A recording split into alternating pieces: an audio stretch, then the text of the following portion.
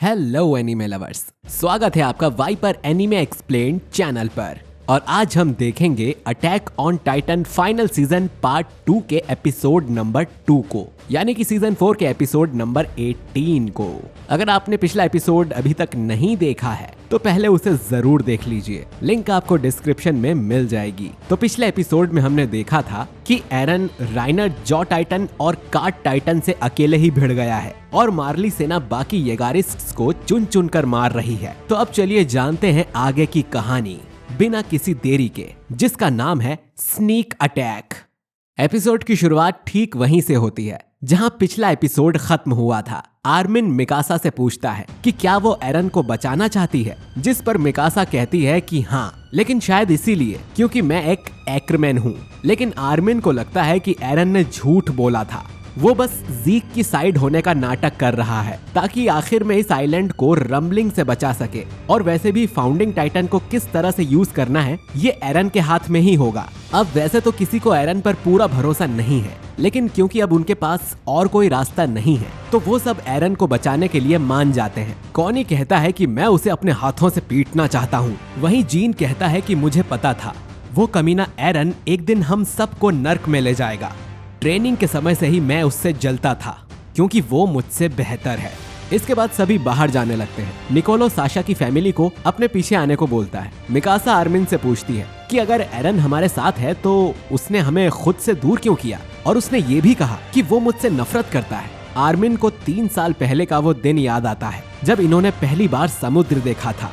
उस दिन एरन ने पूछा था कि अगर हम समुद्र पार के सभी दुश्मनों को मार दें तो क्या तब हम सच में आजाद हो जाएंगे। तो हो सकता है एरन आइलैंड से बाहर के सभी लोगों को मारना चाहता हो और वो नहीं चाहता कि उसके दोस्त मिकासा और आर्मिन इसमें उसका साथ दें।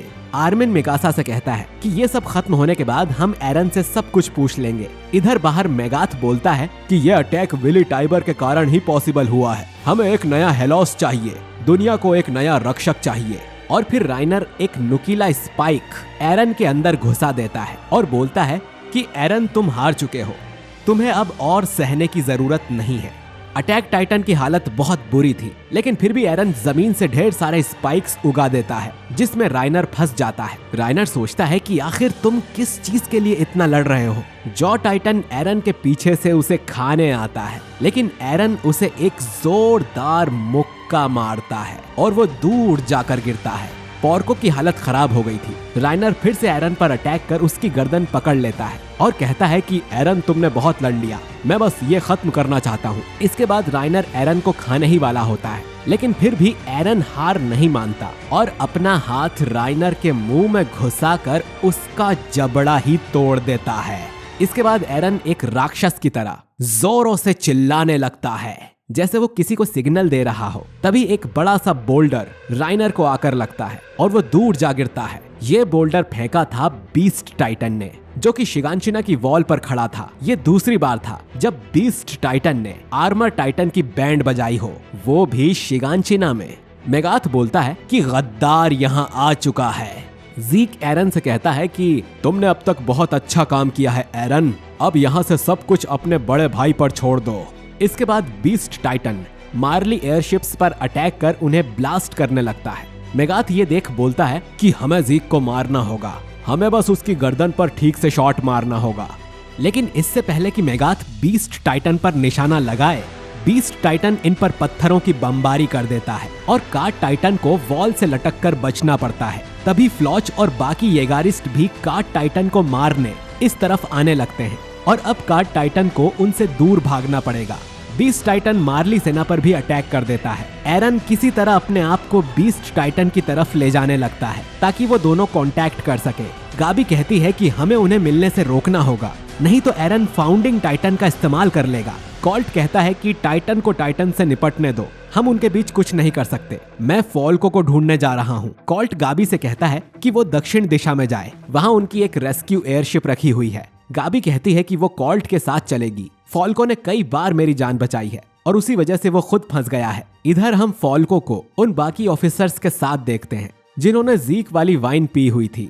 बाहर हो रहे धमाकों की आवाज सुनकर नाइल फॉल्को से बोलता है कि लगता है मार्ली ने अटैक कर दिया है, वो लोग तुम्हें बचाने यहाँ आए हैं। फॉल्को बोलता है कि मार्ली सेना एक एल्डियन को बचाने कभी नहीं आएगी। नाइल कहता है कि तुम्हारे पास अच्छा मौका है, तुम अपनी फैमिली के पास लौट सकते हो। पता नहीं मैं अब अपनी फैमिली को देख पाऊंगा भी या नहीं, क्योंकि अब ज़ीक की बस एक आवाज से मैं एक मॉन्स्टर में बदल जाऊंगा। इधर जीन और बाकी लोग येगारिस्ट को आकर बताते हैं कि वो भी एरन को बचाना चाहते हैं और कॉनी के कहने पर सेल ओपन कर दी जाती है और सभी ऑफिसर्स को आजाद कर दिया जाता है। कॉनी को एक सेल में कीथ मिलता है जिसकी फ्लॉच ने पिटाई लगवाई थी। कीथ बोलता है कि उसकी लड़ाई एक बड़े से भालू से हो गई थी, इसीलिए वो इस हालत में है। इसके बाद पिक्सिस सभी ऑफिसर्स को बोलता है कि हमारे पास ओडियम गियर्स की कमी है, तो गियर्स को सिर्फ वही लोग पहनेंगे जिन्होंने ज़ीक वाली वाइन नहीं पी है। और बाकी सभी ऑफिसर्स यानी कि ब्लैक आर्म बैंड वाले नीचे से दुश्मन पे वार करेंगे। अब क्योंकि ये लोग कभी भी टाइटन में बदल सकते हैं, तो इन्हें ओडियम गियर्स देना बेवकूफी होगी। इधर लुइस मिकासा से कहती है कि तुम्हारे साथ मिलकर लड़ना मेरे लिए बहुत बड़ी बात है। हम ये भी देखते हैं कि मिकासा एरन का दिया हुआ रेड स्कार्फ यहीं रख देती है, जो ये दर्शाता है कि मिकासा और एरन के बीच अब दूरी बन गई है। इसके बाद सभी स्काउट्स हेडक्वार्टर्स के बाहर आते हैं, जहां येलेना बीस्ट टाइटन की तबाही को देखकर खुश हो रही थी। और ये मांगा का एक आइकॉनिक शॉट है। बीस्ट टाइटन ने मार्ली सेना की सभी एयरशिप्स को ब्लास्ट कर नीचे गिरा दिया था। येलेना कहती है कि ज़ीक ने सभी एयरशिप्स को बर्बाद कर दिया है और हम जल्द ही इतिहास रचता हुआ देखेंगे। इधर राइनर एरन को रोकने के लिए उसकी तरफ भागता है, लेकिन बीस्ट टाइटन फिर से उस पर बमबारी कर उसे धराशायी कर देता है। कॉनी बोलता है कि लगता है एरन से ज्यादा मदद की जरूरत राइनर को है। जीन येलेना से पूछता है कि ज़ीक यहाँ है तो कैप्टन लिवाई और हांजी का क्या हुआ है। येलेना कहती है कि ज़ीक ने लिवाई को हरा दिया होगा और वो एरन से उसी जगह मिलने आया है जहाँ उनका मिलना तय हुआ था। आर्मिन कहता है कि मजबूरी में ही सही, लेकिन हमें येगारिस्ट से हाथ मिलाना ही होगा और ज़ीक और एरन को प्रोटेक्ट करना होगा। ये सुन येलेना आर्मिन को अजीब तरह से देखती है, लेकिन फिर कहती है कि मुझे तुम पर भरोसा है, जाओ जाकर उन दोनों की मदद करो। और फिर स्काउट्स भी जंग के मैदान में कूद पड़ते हैं। इधर गाबी और कॉल्ट एक जगह छुपे हुए थे। गाबी कॉल्ट से पूछती है कि उसके पास ये इतनी बड़ी बंदूक किस लिए है। कॉल्ट बोलता है कि ये एक एंटी टाइटन राइफल है, अगर ठीक से निशाना लगे तो ये एक टाइटन को भी मार सकती है। तभी इन दोनों को फॉल्को दिखाई देता है। फॉल्को भी इन्हें देख लेता है, लेकिन साथ में नाइल की नजर भी इन पर पड़ जाती है और कॉल्ट ये देख डर जाता है। इधर फॉल्को नाइल से कहता है कि वो मेरा भाई है, और ये सुन नाइल फॉल्को का हाथ पकड़कर उसे उनकी तरफ ले जाने लगता है। कॉल्ट सोचता है कि अब उसे नाइल को मारना पड़ेगा, लेकिन गाबी उसे रोक लेती है।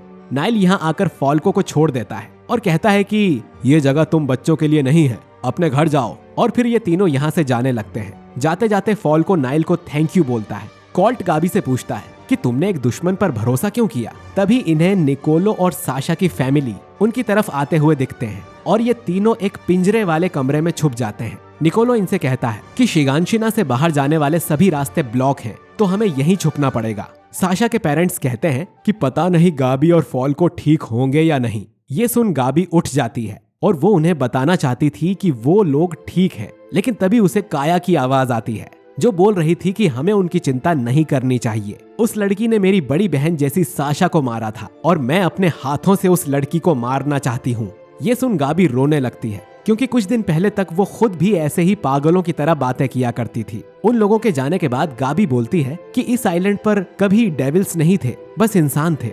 अब मुझे समझ आया कि राइनर को कैसा लगता होगा।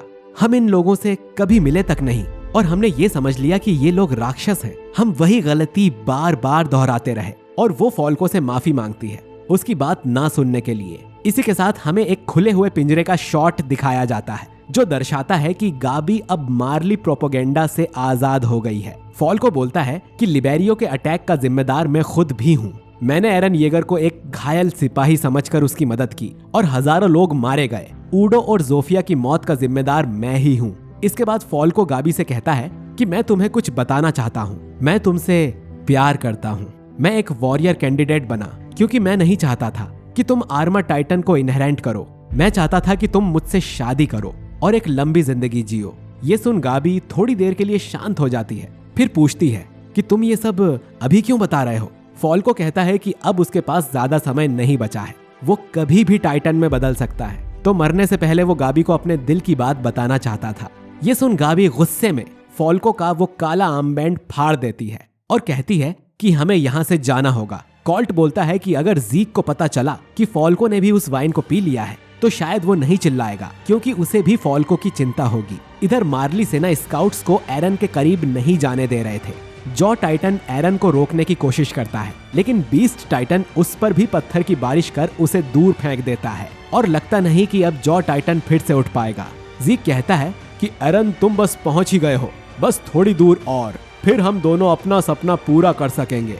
ज़ीक अपनी दूसरी तरफ देखता है जहां कार्ट टाइटन का हड्डियों का ढांचा पड़ा हुआ था, मतलब फ्लॉच और उसके साथियों ने कार्ट टाइटन को भी मार दिया होगा। इधर फ्लॉच और बाकी सब उस कंकाल के पास आते हैं। फ्लॉच पूछता है कि इसे किसने मारा है, लेकिन वो बोलते हैं कि हमें लगा इसे तुम लोगों ने मारा होगा। और तभी मेगाथ के ऑफिसर्स इन पर फायरिंग करने लगते हैं। असल में पीक अपने टाइटन से बाहर आ गई थी ताकि सबको लगे कि वो मर चुकी है और फिर ये लोग ज़ीक पर ठीक से निशाना लगा सके। मेगाथ बीस्ट टाइटन की गर्दन पर कैनन को फायर कर देता है। ये शॉट बीस्ट टाइटन की गर्दन पे जाकर लगता है और बीस्ट टाइटन वॉल से नीचे गिर जाता है। ये देख सभी लोग चौंक जाते हैं, लेकिन मेगाथ का निशाना बस थोड़ा सा चूक गया था और ज़ीक अभी भी जिंदा है। इधर कुछ सैनिक राइनर से कहते हैं कि वो एरन को ज़ीक तक पहुंचने से रोके। राइनर कहता है कि अगर इस दुनिया में कोई है जिसके पास ये शक्ति नहीं होनी चाहिए तो वो तुम हो एरन। इधर मेगाथ पीक से कहता है कि हमें ज़ीक को खत्म करना होगा, अगर उसमें थोड़ी सी भी जान बची होगी तो वो चिल्ला देगा। हम गाबी, फॉल्को और कॉल्ट को भी देखते हैं जो ज़ीक की तरफ भाग रहे थे और ये एपिसोड यहीं पर खत्म हो जाता है। तो दोस्तों, आपको ये एपिसोड कैसा लगा कमेंट करके जरूर बताइए। एरन और ज़ीक ने मिलकर मार्ली सेना की हालत खराब कर दी है, लेकिन क्या ज़ीक जिंदा बचा होगा? क्या एरन और ज़ीक एक दूसरे से कांटेक्ट कर लेंगे? और फिर एरन फाउंडिंग टाइटन से क्या करेगा? क्या वो ज़ीक के प्लान में साथ देगा या रम्बलिंग शुरू करेगा? अगर ज़ीक ने चिल्लाकर फॉल्को और बाकी सबको टाइटन में बदल दिया तब क्या होगा? इन सब सवालों के जवाब हमें मिलेंगे अगले एपिसोड में।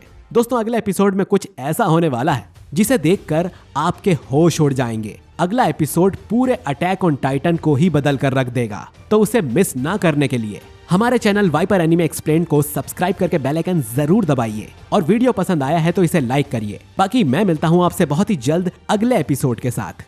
शुक्रिया।